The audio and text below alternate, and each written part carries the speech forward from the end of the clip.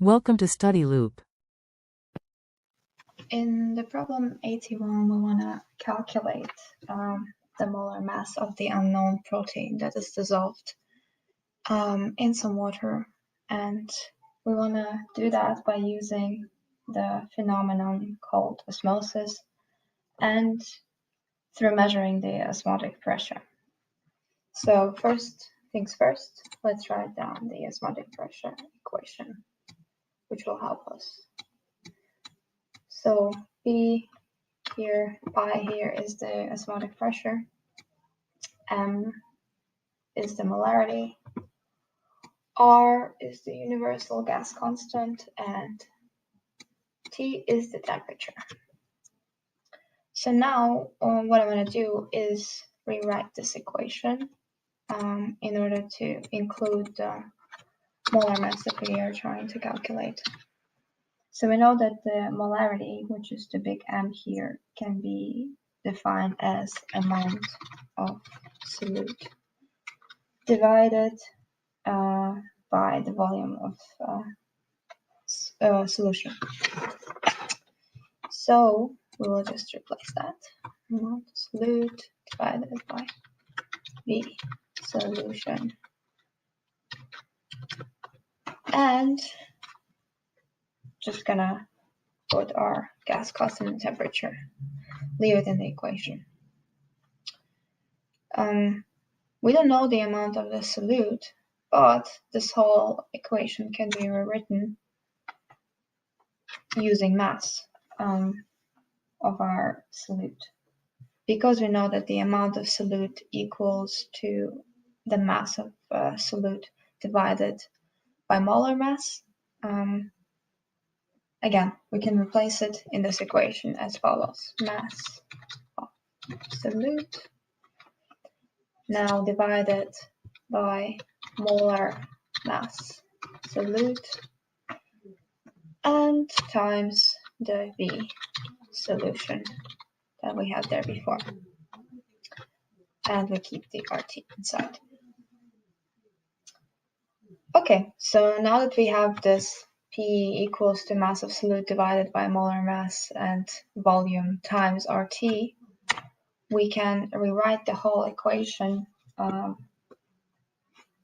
as follows in order to obtain the equation for the molar mass of our protein.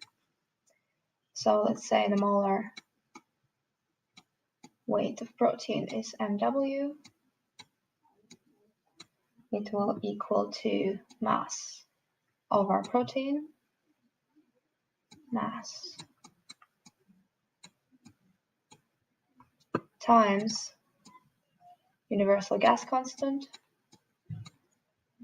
and temperature divided by the osmotic pressure times the volume of solution. Okay, and we actually do have all of these values, so we can just put them into this equation. And I'm gonna type it in right here. So we have mass in milligrams. So it was 27.55 milligrams. And because our units for the molecular mass or weight of the polymer need to be in grams per mole, I can already predict that I need to convert my milligrams into grams by saying 27.55 to the power of times 10 to the power of minus 3. This multiplied by our universal gas constant, because we have the P given in torr, it would make our life easier by using the universal gas constant for torr and liter, which you can find online or in a book. 62.364 liters mole to the power of minus 1, Kelvin to the power of minus 1, and of course torr. So I know the units might get confusing here, but it's very important to pay attention here. Okay, so this is our universal gas constant. Next value is the temperature, which we have at 25 degrees Celsius. So, but we have to convert that in Kelvin by adding the 273.15. So this results in a temperature of 298.15 Kelvin. And we divide this whole thing by our osmotic pressure in torr, which is at 3.22 torr. And we divide it by the volume of our solution, which is given at 25 milliliters, or 25 times 0 times 10 to the power of -3. And this is liters. Okay, so now that's the time where we have to look at the units in order to make sure that our calculation is correct. Or actually, there's one unit missing, so this is in grams.